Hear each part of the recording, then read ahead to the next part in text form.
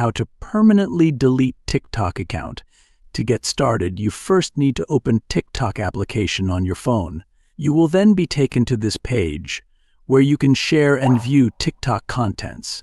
From this page, tap on the profile icon at the bottom right corner. Now, from the profile page, go to the top right corner and tap on the three bars. Then, select the Settings and Privacy option from the menu. Once you're on this page, go to Account. Now select the Deactivate or Delete Account option. Then, tap on Delete Account permanently, state a reason for your departure, and hit the Continue button. Tap on this circle over here, and again hit the Continue button. Tap on Continue from this page as well. Now, enter the 6-digit code to complete the SMS verification. Once you are done, tap on the Delete Account button. Tap on Delete from the pop-up. There you go. You have successfully deleted a TikTok account. So by following these simple steps, you can permanently delete TikTok account.